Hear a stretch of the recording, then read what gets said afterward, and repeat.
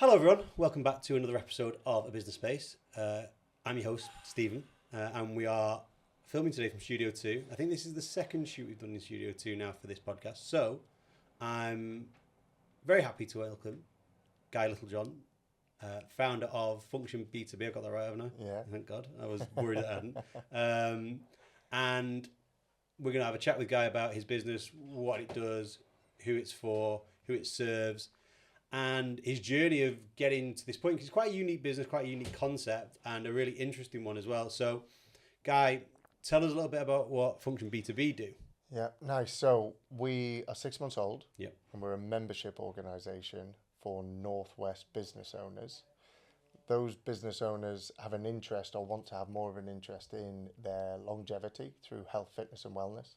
So our memberships combine business and wellness, and it's the first of its kind, like you said, but unique. Very unique, yeah. I think, and it comes at an interesting cross section of business and wellness in kind of the zeitgeist at the minute. It's a very interesting time to probably be in that space. How, because as I say, it's very unique, and I know you'll probably cover this in a little bit more detail, but your background is quite varied and very different to the business that you now run. Yeah. How did you get to this point? How did this business sort of arrive 6 months ago? So I've had my own business for 5.5 years. Yeah. It was it still is really, but it's a sales and marketing consultancy. When I started it in early 2020, lockdown had obviously just hit. I'd had the idea of the business model, which again was slightly different, for years and years and years and years. So when it was launched, we launched as a fractional commercial director business model, which is a fancy word for saying head of sales, head of marketing, but sort of working part-time within our clients' businesses. It did really well. So we just released our last client in June this year. So the back end of June, and the team that we're delivering for those clients as well in June. So we're only 6 weeks into me purely focusing on this new part of the business. That company I loved, and I still do love it. It's done a lot for me, for my family. It's obviously my first business. But about 18 months ago, I walked into a gym in Warrington. Thought I was quite fit. I was playing a bit of tennis, bit of five-a-side football, kind of went to the gym a little bit, thought I kind of looked after what I ate, was sort of speculatively interested in my own health. I walked into that gym, and I remember the class. It was the Thursday morning at 9:30, and I was the youngest by quite a long time. So I sort of walked in, chest out, thought I'm quite fit, and looked around the room. And 40 minutes later, I remember lying on my back being completely floored. And that really sparked a passion in me for that type of training, which is essentially HIIT training, which has been around for a long, long, long time. Sure. Fast forward a few months on, and that journey had started to progress. I was going to that gym 4, 5, 6 times a week, starting to get a little bit of an interest in running. So this would have been early 2024. Yeah, so about 18 months ago. I walked into my first High Rocks event in Manchester in Jan 24. And then I was doing a doubles with my wife, who had also joined the gym and also got the bug and all that type of thing. And I remember turning to her, or she says to me that I did, and I just said to her, I need to be involved in this somehow. And I wasn't quite sure what this was at the time. So that early part of last year, I started looking at gloves for High Rocks, socks for High Rocks, nutrients for High Rocks, whether that be in tablet form or in drink. And then you sort of start to get through the spring. I chatted to, various PTs, various retailers that were in the space, met their contacts and started getting things costed up. I was also in the process of buying our now house, which is a big renovation job, it's a big commitment. I suddenly realised I'm not a retailer. I never have been. I don't really know any retailers. And I was going to have to invest a lot of money in stock to then learn B2C marketing. Yeah. To be able to obviously market the product, to be able to sell it. It's just way outside my comfort zone. The business for the previous, if it's 5.5 years old now, previous 4 years, let's say, had been B2B sales, always. Yeah. All of our clients had always been business to business. And even before starting my own company, I'd always worked with either agencies or tech businesses that sold their services primarily to other businesses. So it was way out my comfort zone. So I canned those ideas, and I started to think, how could I combine what I'd learned at the consultancy, so all about sales, marketing, partnerships, referrals, events, and how to commercialize each of those, and each of them well for B2B businesses. Started to think, how can I combine that with my new passion for my own, essentially, and my wife's longevity, and longevity being health, fitness, and wellness, and all the various forms underneath those three sort of pillars. That idea came at the same time as I was feeling challenges within that consultancy. And I think part of those challenges was because I didn't have a peer group around me at all. So most of my friends, family, I'm the first person within my family on all sides, if there is such a thing, to start their own business. I didn't really have anybody to lean on. I'd had lots of people, we spoke about this earlier, come to me offering loads of advice.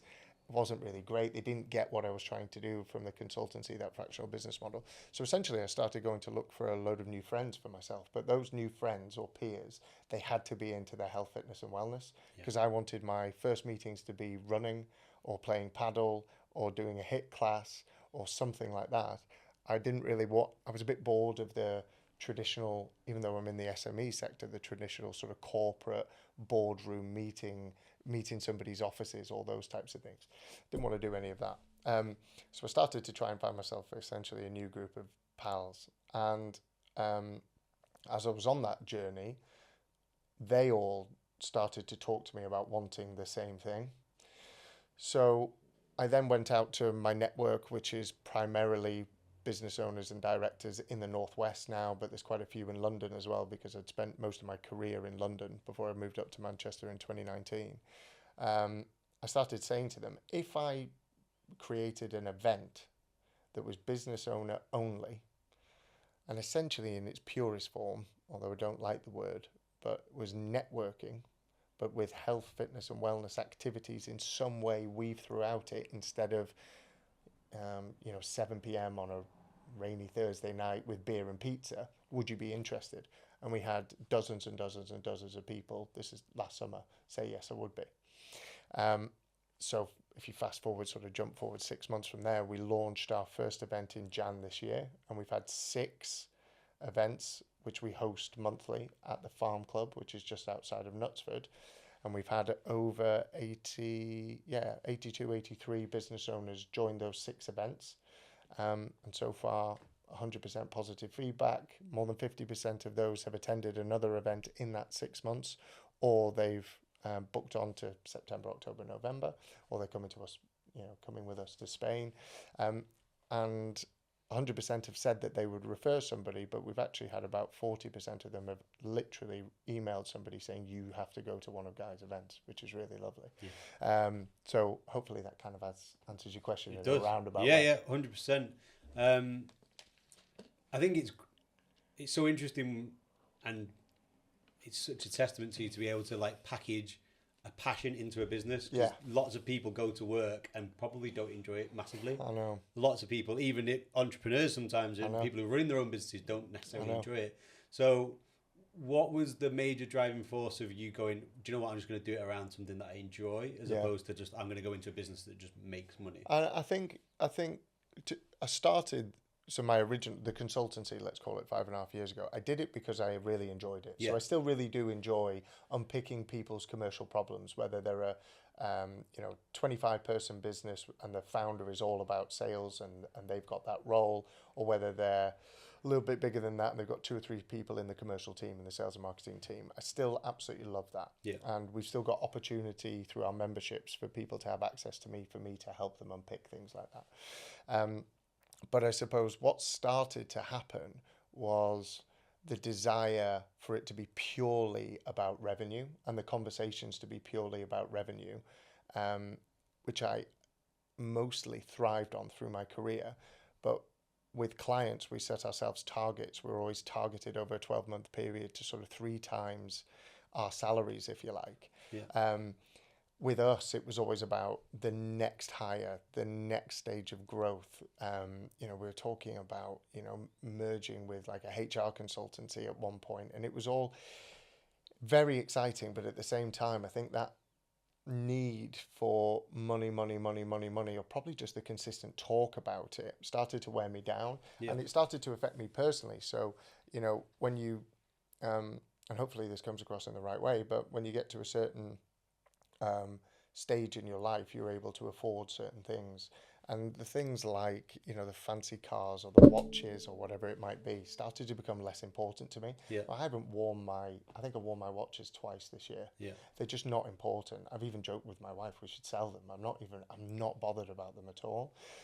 One was a gift from her, so I can't do that. But I think that coupled with the knowledge that having worked with over 50 business owners during that first sort of 4.5 years of the consultancy, most of them did not prioritize their health, did not prioritize their fitness or their wellness, and they seemed to have an idea that you couldn't have a successful business and then spend time on your health. And what I did last year showcased that I could still run a successful consultancy, still manage a team of, I think at last year we were maybe down to 12 or 13, but still manage that, still manage 20 odd clients. And I was able to fit in 6, 7, 8, 9, 10 hours worth of training, proactive training every single week.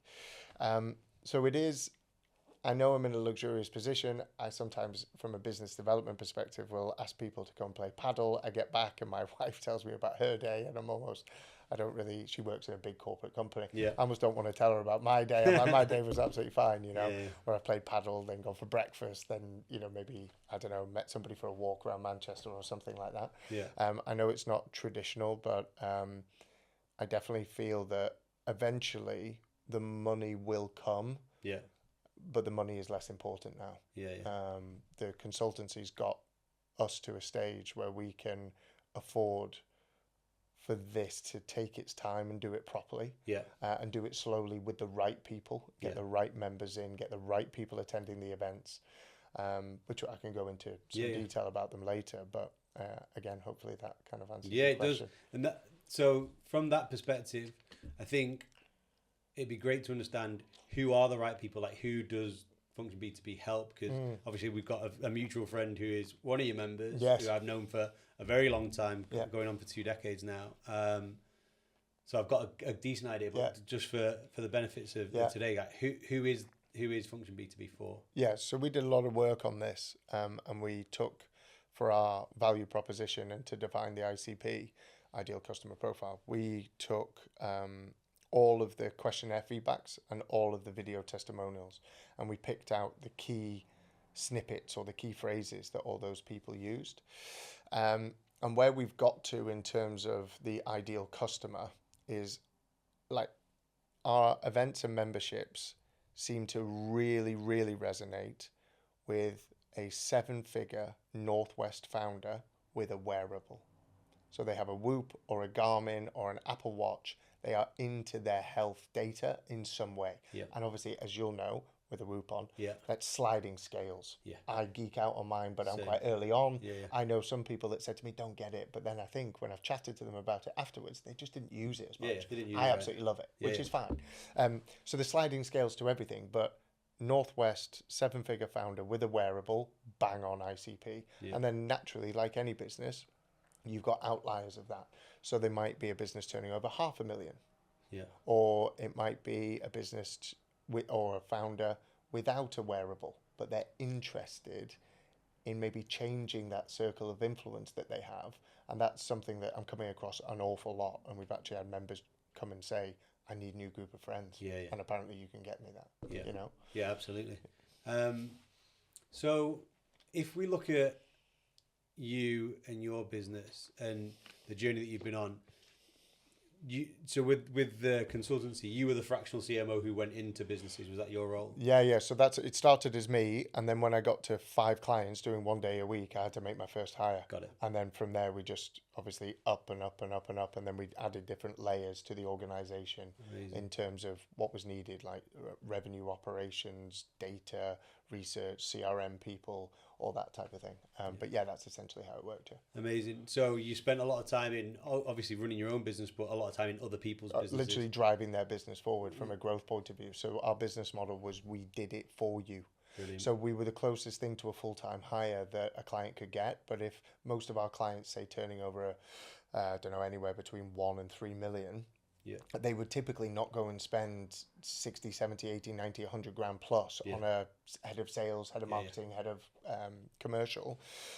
So our argument to them was, well, if you would spend 45, you can have us, but you just have us 2 days a week. Yeah. And we bring this wealth of experience, and we will generate the meetings, sit the meetings, and close them. So we were around... so that the line of questioning was around, you've obviously spending a lot of time in other people's businesses, and the purpose of that question was for me to ask, what are some of the big kind of common mistakes you saw with businesses at that point where you're coming in? What were the things that the businesses were struggling with, they weren't doing, or they needed improvement on? Yes. So an over reliance on one channel, definitely. Yeah. And whether that be referrals, or they were doing some form of outbound lead gen, or their traditional marketing channels were absolutely popping, so therefore their inbound was really strong. Whatever that was, they tended to just be doing one. Yeah. And naturally, when that stopped firing, the pipeline or the leads dried up. And therefore they didn't have anything else to rely on as backup. So what we used to come in and do is implement a multi-lead gen strategy that could be done part-time, basically. Because the clients that we were working with, they didn't need 5, 6, 7 clients a month. Yeah. They needed one or one every quarter. That would have been really good. That was a step forward from where they were. Yeah. And we worked with some SaaS businesses that needed volume, and we weren't the team to continue that on for past that initial, I suppose, strategic stage. We just used to sign 6-month contracts with them rather than 12 because they needed big volume. Yeah. But yeah, it was mostly over reliance on one channel, not having the right sales and marketing assets. So quite often, or not having particularly strong ones. And I know that's a very loose term as well, but maybe not understand. We would class content as an asset. Yeah. So I would have the founder of the client posting on LinkedIn more regularly, and they used to hate it. But I said, nobody's, a bit like what we chatted about before, nobody's really watching. And going into the detail of what you're actually saying, so it doesn't need to be perfect. Yeah. And this is way before ChatGPT, when you could just spring up hundreds of posts. Yeah. Although us people that know what we're looking at can see them a mile off. But the point being is that content, that asset, which was the founder's LinkedIn, was there to provide air cover to the sales process. Wasn't necessarily to generate leads. But if they had connected to the right people, so their prospects, the people in their pipeline or whatever it was, and they regularly saw their posting, that was like nurturing that prospect. It was about the right thing. So typically they weren't doing things like that as well. And then their sales process was normally 2 steps rather than 8 or 9. It was just, there was no nurturing, no relationship building, and all of these things again was things that I learned. That was about that to do business with people, you really have to have a good relationship with them, but you have to have a common value. It used to be enough to both be supporters of Manchester United. It's not enough anymore. No. And going to the pub and getting pissed isn't enough anymore. No. It needs to be something else. And our weapon of choice of that common value is just an interest in your health, fitness, and wellness. Brilliant. With the types of businesses that are now coming into Function B2B, are they facing similar challenges? Is that what you're seeing? Yeah. So the business model underneath the events and the memberships is partnerships and referrals. Yeah. So those are the 2 lead gen channels that connect underneath it all. So at every event, so the one on the 24th of September, for example, There is a lead generation agency going. I had a call with one today, talked to him about when our next events are, and I said, but you can't come to September because there's already another lead gen agency there. Yeah. Because that lead gen agency could, if they wanted, although it's not the whole idea behind it, work with all the other business owners that are going. Yeah. But importantly, those business owners' networks are the networks of that lead gen agency. I don't want to dilute it by having 2 or 3 of the same people in there as well. So therefore, that lead gen agency can work with the other, there will be about 20 business owners there. The bit that I do before introducing them all and lining out their ideal customer, who they work with, where their network is, links to their LinkedIn, their email addresses, their mobile numbers, that all happens before the event. And then the after part of the event as well, where I leave everybody, I turn into their pseudo fractional sales director. So I leave everybody about, normally waffles on a little bit, but about a 10-minute voice note, which I know lots of people hate, but it's a 10-minute voice note of what they should do from a partnership perspective to generate commercial outcomes after the event. So there might be a couple of people I'll say, Dan that was there is no connection to what you do, and he's got a water filtration business, selling into building manufacturers. You don't know anybody within your network that could help him, because you don't know Red Row Homes or anybody like that, and he doesn't have anybody in your network that's a £1.5 million turnover marketing agency who you typically work with. So therefore, be friends with him, but from a business perspective, can it? But then there'll be maybe a dozen of them where I'll say, this is exactly how I would approach that person. So they get a little bit of, let's say, partnership and referrals consulting for 10 minutes on top of what they got from the actual day. So there's like endorphin hit at the day in terms of the activities and everything that we do. And then there's the commercial endorphin hit afterwards. And talking about that lead gen agency, they've been to 2 events. And the ticket prices have been, they've spent less than 500 quid on the 2 tickets. They've won 2 clients from activating some of their own sales work, but from some of the work that I guided them through. And if you take those 2 clients and their revenue over 6 months, they've got a 10,000% return on investment. So yes, they love the yoga and the breath work and the lake dip and the high rocks class and the endorphins around that and being in the beautiful surroundings of the farm club. But actually it's backed out big time on the back end. And he's just going to, I just know he is. He's going to come to all of them. He would be mad not to. Why wouldn't he? And eventually he'll join as a member. Of course. He's got a newborn at the moment. So there's personal reasons why that gets in the way. Because if I keep inviting him to play paddle every week and golf and all that type of stuff, his wife will... Exactly. So you got to, you see what I mean? But there'll be a time for that. So absolutely. Brilliant. So with your experience, the clients that you're bringing in, where do you think the future of this business is? What do you see like the next 12 months look like? Because you're in a very early stage at the minute. Yeah, absolutely. So we launched the memberships in June. It was the 3rd week of June. We're sat on 7 members, active members now. We'll be at 10 by the end of September. Probably more, but that's what I know. There are 3 more starting in September. Couple more starting in October. I'd like to be, we had this number of 30 by the end of the year. It was always punchy. But let's say 30 by the end of the year. And then the plan is to be the #1 membership organisation in the Northwest. So we've canned all of our London events. We don't invite people from Yorkshire or the Northeast or Birmingham to our events anymore.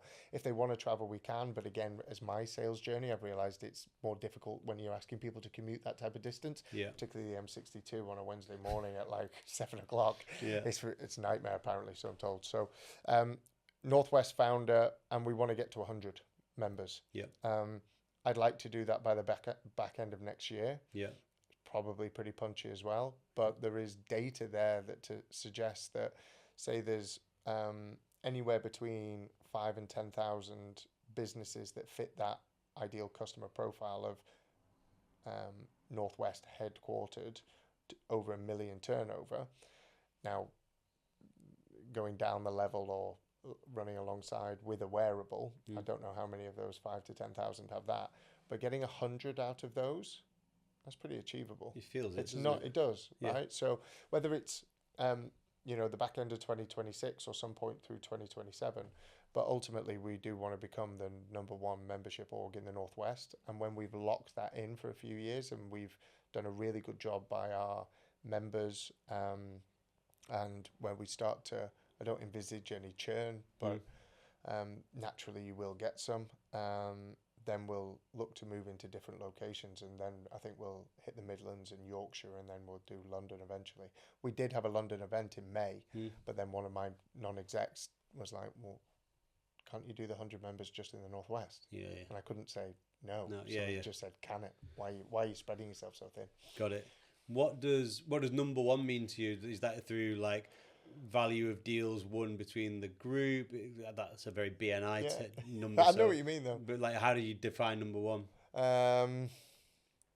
What do you mean exactly? So when you say the number one business. Oh right, I see what you mean. How do you define that? Member satisfaction, I think. Yeah. Which will ultimately come through. There will be a commercial element to it. Absolutely, but I think getting people. I suppose answer that question in another way. Definitely member satisfaction, but all of our members are joining for different reasons. Okay. Some are joining because they see the power of partnerships and referrals. Yeah. Some are joining because they want to spend more time with other business owners. Yeah. And some are joining purely because they want to get out the office more.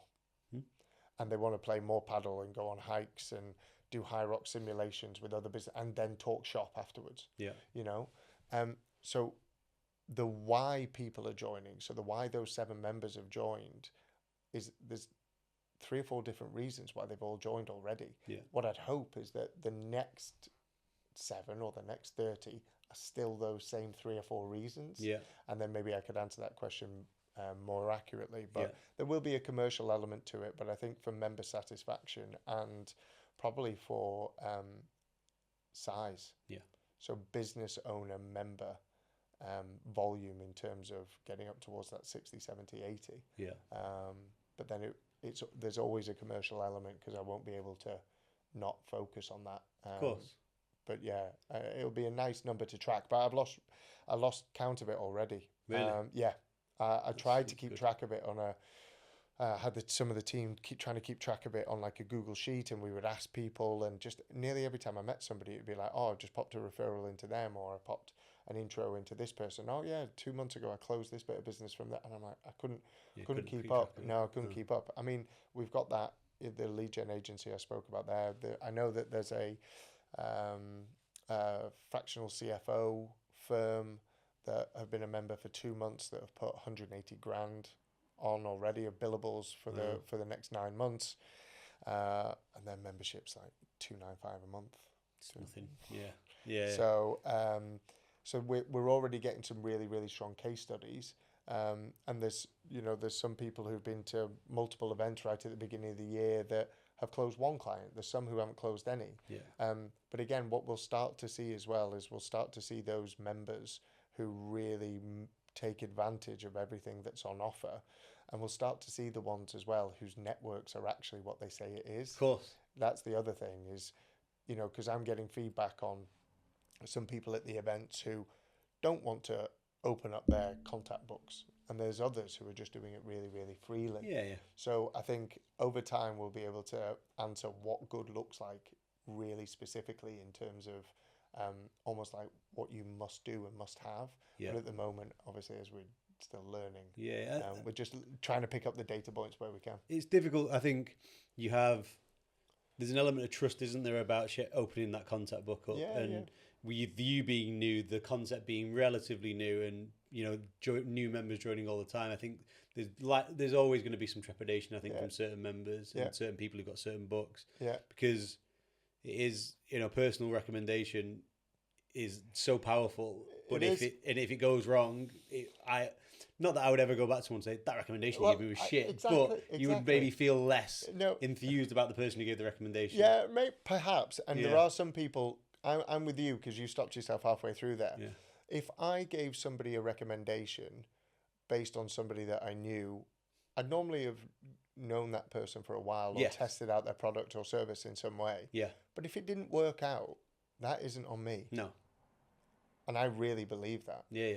So for that person to judge me based on that recommendation, I would struggle's the wrong word, but Yeah.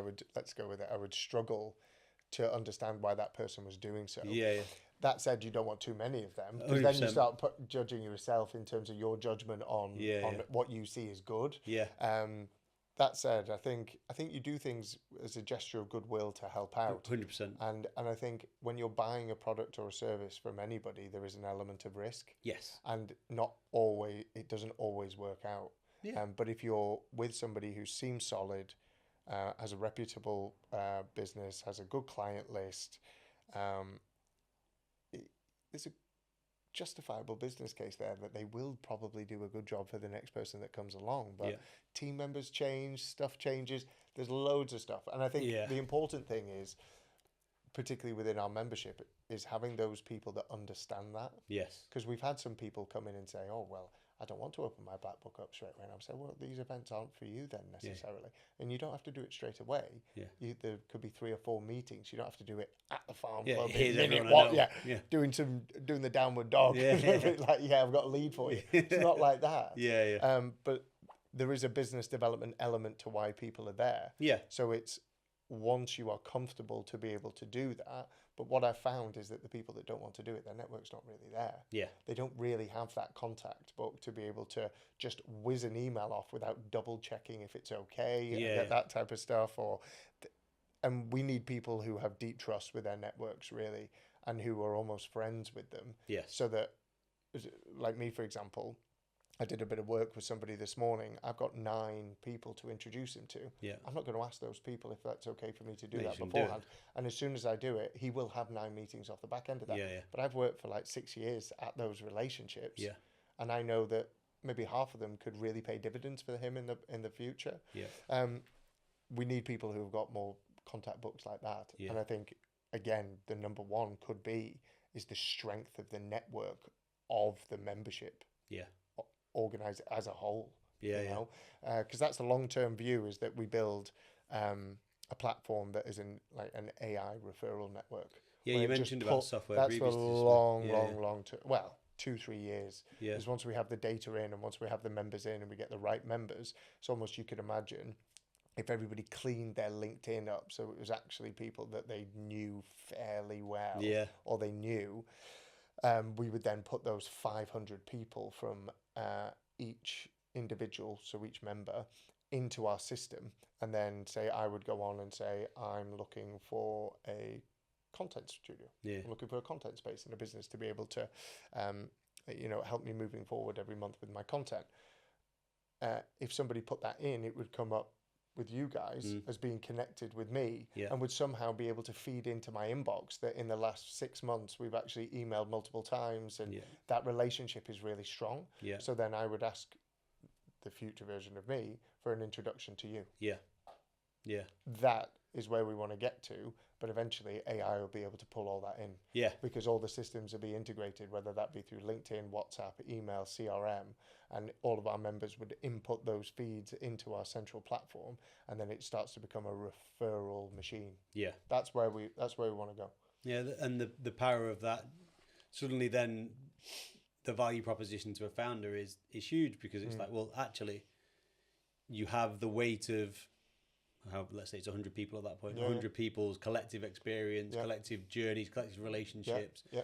We mentioned before about someone that had been mentioned to you this morning that's also just been in here and shot, and it's like, oh, well, actually, now you've heard it from 2 different, very independent sources. You don't know each other, and you know that that's a qualified journey for you to go down. Exactly. And you'd only know that from being able to, me being very open with you, you being very open with me about who you speak to, and us being able to marry those things up and go, well, actually, that is a great prospect for you. No, exactly. And there's a guy that is a member now, and he wants to get into the spinning field sector within Manchester. Yeah. So he wants to get into that finance sector.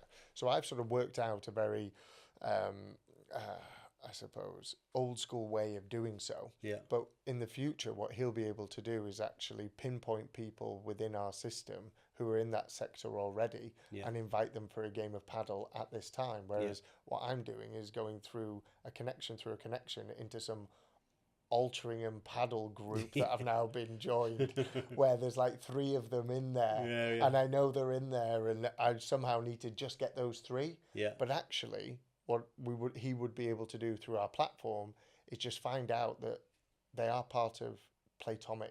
They are playing paddle regularly. Yeah. And that they're connected to 2 of the guys that he already knows. Yeah. So we'd actually just invite 6 people for a game of paddle 3 weeks on Wednesday. Yeah. Directly all through the platform. Yeah. Because he wants his meetings to be on the paddle court. Yeah. And he's even going off joining random paddle games by himself. Is he? Yeah, but he's checking people out on LinkedIn first. Yeah. It's genius. I loved it. We mentioned the paddle company that I'm involved with, and the COO there does the exact same thing. Has got like big paddle court contracts for installs from going and playing in like Altrincham, going and playing at 10 a.m. on a Thursday. Just random dimes, gone and played, and they were, oh yeah, we're actually, and those people had never played there before. She's asked, oh, how many times have you been here? No, it's the first time. Oh, that's interesting. Where are you from? Gainsborough. Oh, why have you come here? We just wanted to test the courts because we're installing our own. Brilliant. Well, here's what we do. Bang, done. And there's been commercial agreements made for purchases of £46,000 paddle courts after a game of paddle and a coffee and a chat and a couple of emails. I know. It's brilliant. I know. Because they've got that. You've got that common value, and when you've got that, the barrier. Why do runners just want to hang out with runners? Yeah. You know, why did? Because they're all mental. Well, and triathletes for years. Yeah. Just hung out with triathletes. You know, golfers, cyclists. Yeah. They just hang out. Basically, we're doing exactly the same thing. Yeah. It's like communities, but it's business owners, and it doesn't matter what health, fitness, or well. You could just do yoga, or you could be at High Rocks World Championships, and everything in between. You could be doing multiple Ironmen every year. It doesn't matter. So it's like it's not as cliquey as like golf and cycling. Of course. It's if you're into your golf, then there's obviously golf networking things. Go and do that. Yeah, if that's all you're into. Yeah. But the guys and girls that are joining with us, whether the events or the memberships, they're into it all. Great. And they want to try all of it. It's not just one sport. Yeah. But more importantly, cycling would. Golf maybe wouldn't get you anywhere closer towards your longevity goals from a fitness perspective. Yeah. So golf would probably be something that they do, not something that is them. Yeah. Do you see what I mean? Yeah. So we don't attract many golfers. It's a hobby more than anything. Yeah, they would play occasionally if a few people were going to play. Yeah. You know what I mean? It wouldn't be I play 3 times a week. Yeah. Because if you play 3 times a week at golf, that's like 12, 15 hours when when you've had the bacon sandwich before and the beer afterwards. You've got no time for anything else. It. You can't do anything else. No. Playing golf 3 times a week. Definitely not. I tried to do 3 mornings at Highley on the 9 hole, and it was just like, well, by the time I've done that, I had a shower, come back, got ready, I've lost half the day. I know, exactly. Exactly. So we'll wrap up with a couple of questions that I ask everyone who comes onto this podcast. I always think that we learn far more as business owners and as people from failures than successes. So talk to me about, we mentioned it off camera, talk to me about a failure that you've had in business that has had an effect, and then how you learn from it, what it gave you in terms of learnings that you've been able to carry through. Yeah, so probably quite a few. I think lots of failures you maybe don't realise are failures, even thinking back on them, but I've certainly made some really, really poor hires. Really? I made some bad hires at the consultancy, tied people in, or they tied me in at the beginning to like 6 month, what's it called? Notice periods. Yeah. 6 month notice periods, which was such a bad idea. Took people a little bit on face value. My wife does think I'm quite a bad judge of character. Really? I not in a negative way. Yeah. She said, too and trusting. she would caveat that with because you're too trusting. Yeah. My wife says the exact same thing because you're to me. nice. Yeah. Because you're nice, and I give everybody the option to basically fuck up. Yeah. Rather than thinking they're going to fuck up first. So definitely made a lot of mistakes, made some mistakes that way. One big learning curve that I did have is this time last year, all those business owners that I was talking about previously that I'd either met or I'd said to them, if I did some sort of like, if I created my own event, would you come? They were like, yeah. And then I was like, if I created a retreat for 3 days in Spain in like October or November, would you come? Yeah. Have you got anything in the diary? No. Right. So I went off and did it, and we had to pull it. We had to pull it. I did it publicly as well. Did you? I've done everything publicly on LinkedIn. Yeah. Everything on LinkedIn. I've been quieter on LinkedIn recently because I'm trying to do a bit more Instagram stuff. But just trying to learn that beast. But I did it all publicly. We're doing this. We're planning this. This is what we're doing. And you know what? The feedback was amazing. Yeah. And I definitely don't regret doing that. But we had to pull it. Yeah. And we had to pull that out. And we had to pull both of them.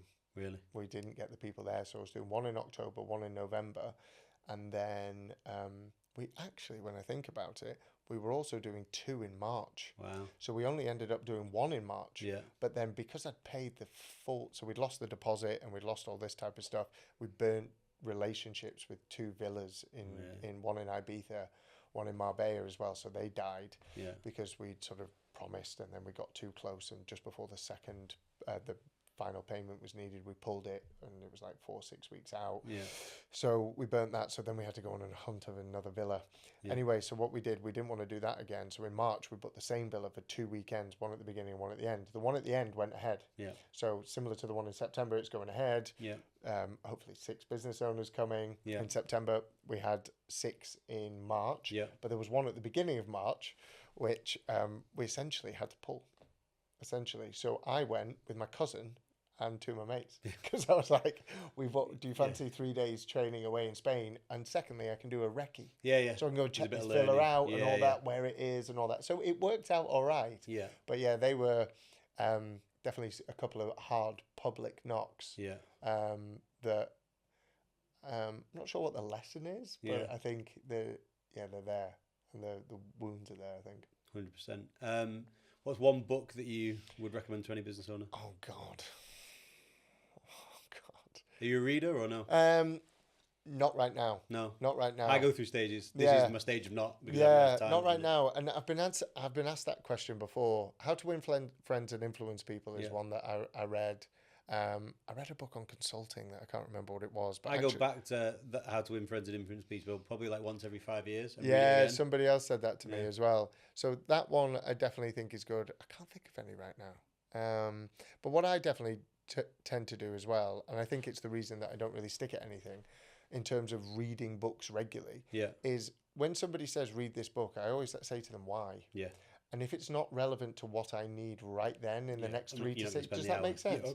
I don't have the time just to read a book about, I don't know, business and life, and some sort of correlation between it, or about somebody getting themselves out of a really sticky spot or something like that. I personally wouldn't ever read sort of fiction, I don't think, anyway. No. But the point is that it's always got, say if I want to learn something, like I wanted to learn about Instagram, so I spent 24 hours just learning about it. Yeah. Just dived into it and did nothing else, turned everything off, and just went all into it about what everything needed. Probably didn't need that long, but I did, because I never really even had an account. Other people were running the business account, but I thought I need to get my head into this and learn, because I need to get our message across in the right way to the right people. Absolutely. So I needed to learn that then, but 6 months ago, I should have probably read a book on social media marketing. You know what I mean? You see what I'm saying? So that's kind of how I learn a little bit. So I'm afraid I can't really. It's share any bits of wisdom. But it leads into one of the other questions that I've got, which is around advice, because I'm very similar to you. Is that if someone will recommend a book to me, and I'll buy it, and it'll sit on the shelf downstairs, it'll sit at home. My Audible has like 50 things in it. Loads of credits. And even I don't even listen to stuff when I run now. No. And I'll sit there and I'll buy it and I'll be like, but right now it means nothing to me, so I'm not going to read it. Yeah. I mentioned to you before, we had a guest on the very first episode of this podcast who said, I asked, and the next question is around like bad advice that you've got and how you realised that it was bad. And Danny said to me, look, I don't think anyone ever gives purposely bad advice. They give advice that isn't considered. And they give advice to people when that advice may be not relevant to them. And the example that he gave was someone that had told him to stay in his lane. Because this particular subject really well and this particular matter really well. And going outside of that is dangerous to you. And he's like, well, actually, I'm an entrepreneur at heart. I can pick up most things and I can take what I really know really well and apply that to other business sectors. So actually that was bad advice to him, because he could actually go and do it. Whereas for other people who are a different mindset type, it will work well for them. So I think giving advice without being considered is a real key thing. So are there any examples of advice that you've took, or any situations where you've been like, actually that was bad advice for me at the time, and how did you realise that it was bad advice? Well, I think I agree with that chap you were talking about there. I've had lots of generic advice, lots of people wanting to come and offer support. You know, they'd run a consultancy before, an agency before, and they wanted to come in and help, but they didn't really get what we were doing from a fractional perspective, and how challenging that was from a comms perspective with clients, but also what it meant to actually do what we were doing part-time rather than having, you know, the full 9 to 5 Monday to Friday. So I always didn't really take any of that. I remember similar, stay in your lane, when you said that, somebody said to me that I should continue to niche. So we started, I was a salesperson. I hired heads of marketing in previous roles, but I was never really a marketer, even though I studied at uni. I wouldn't class myself as a B2B marketer at all. So we were sort of a fractional sales consultancy, if you like, to start with. But then I knew the importance of certain parts of marketing, not like the analytical, data-driven side of marketing or the paid side.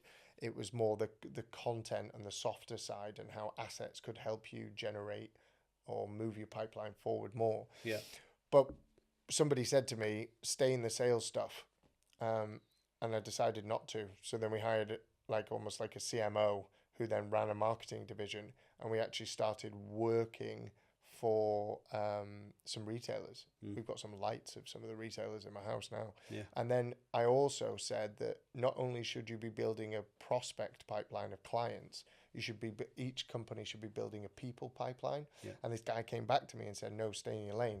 But I disagreed. So I hired my sister as a head of talent, and she worked fractionally for all of our clients as well. And that's when we jumped in revenue. I can imagine. Absolutely scaled in revenue, because they had head of sales, head of marketing, and a head of talent all working part-time for them, and that would have been over £250,000 salary every year, you know. So, and we worked for different businesses that needed different parts. So some small businesses have a marketing person, but they need a salesperson. Some people, like the B2C customers, had junior marketing people, not senior, so we could work with them.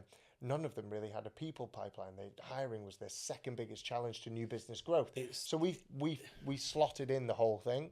I did a Instagram story a couple of days ago. I did a question box on my Instagram, and then did a story about, and someone asked me what was the most challenging thing I found over my career, last 20 years of being in business, and hiring people was the biggest challenge. When it went well, you hire amazing people, and I tagged 4 people in that Instagram story who I'd hired in my own businesses, not necessarily ones that were outside of it, who were amazing employees, or I still know to this day, who are still doing amazing things. But it's such a challenge, and I can see how valuable that sort of fractional head of talent would have been, because especially until you get to a certain point as a business owner and as a business, it's never one person's responsibility. It's always shared. About the interdepartmental heads will be in charge of the recruitment or what have you, and they're also running a team. They're also reporting. They've got KPIs. They don't ask the tough questions. Like so Sam difficult. used to come in, and obviously from a recruitment background, she'd had so many droppers in the past, because actually the guy had never told his wife that he was going to move job. You know, things. So she was asking so her hiring, you know, percentages were through the roof. Anyway, digress. But there was a business. I think there's probably businesses doing that type of thing now. I'm sure. But we were again the first people, certainly in the UK, to do that fractional head of talent. I love that. But to answer your question directly, some people saying don't do that. But now what I've done is I've taken on, you know, some shareholders and some non-exec directors, but they worked with me for 3 months. Just gave me their time for absolutely nothing, and it's the first time that I've really felt like I've had other thinkers in the room. And all of their advice so far, whilst I maybe don't, I agree with most of it, has been pretty sound. But what they've done is they've got to know me, rather than, to your point earlier, is giving generic advice. It's very specific to what we're doing here at Function and who we're trying to target and how we're trying to do it. Perfect. For anyone who wanted to find out more about Function or you or what the business offers or any of the events, where would they go? Instagram. YouTube, both Function, Mind Body Pipeline. There's a few underscores in there somewhere, but people will find them. My LinkedIn, Guy Littlejohn on LinkedIn. The website needs some work, but there's some stuff there. It's functionb2b.com, but definitely YouTube and Instagram. Perfect. Well, thanks very much for joining us today, Guy. I'll leave all of Guy's notes in the show notes underneath this episode. If you like this episode and wanted to see some more, click on the link to the channel. There's, I think, 10, 15 episodes there now. If you wanted to talk to me about running a podcast like this for your own business, then get in touch with me at contentspace.com. If not, I'll catch you in the next one. Take care. Thank you. Bye-bye.